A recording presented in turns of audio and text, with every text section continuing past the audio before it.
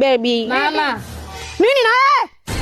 Mama kani nimeza kitongoji bwana. Yaani babako katuliza peke zake hapo. Wewe unakuja kunisumbua mimi. Wewe mtoto koma wewe. Koma kama ulivyokomeza babako kulinyonya. Haya unataka nini? Nikaona ile 1000 nilokuambia nikashinda kuo. Kama unaona hela si soda kama sida mwenyewe. Wewe unaona hela inapatikana tu kama 10. Lakini kwa naomba 1000 kushona nguo zangu. Hebu kwa nani kwa?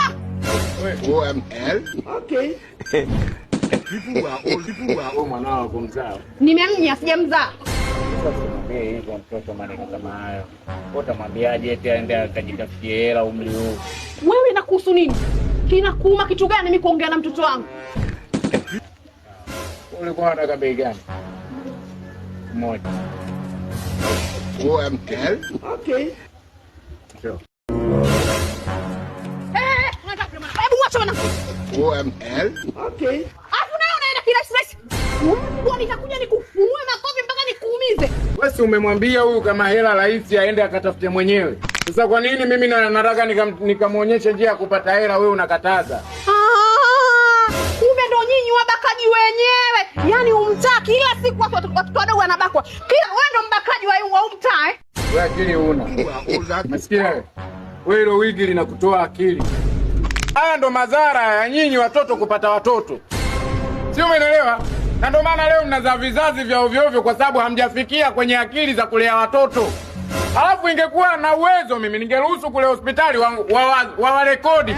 Alafu baadaye mje muangalie tabu mnazopata kuhusu watoto. Unanifundisha kwa nyumbani kwangu. Yaani toka na mmea kuanzia kichanga mpaka anafikisha umri kama huu. Ulishawahi kuniletea kama hivi?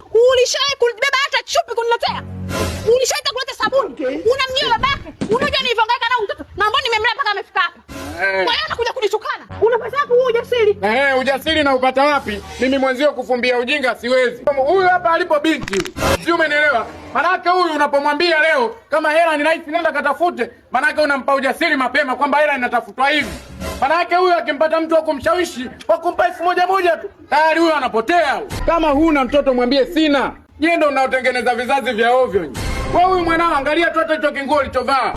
Huyu hakika kama wewe, maana kesho na kesho kutwa huyu anaona hivi vinguo vinafaa, hivyo hiyo kudanga unavyotaka wewe inafaa. Uchague moja. Umpe hiyo shilingi 1000 huyu mtoto, kama huna umwambie sina mwanangu na kutafutia taratibu. Au mimi nimchukue huyu nikampe shilingi 10,000. Kipi bora kwako? Liona.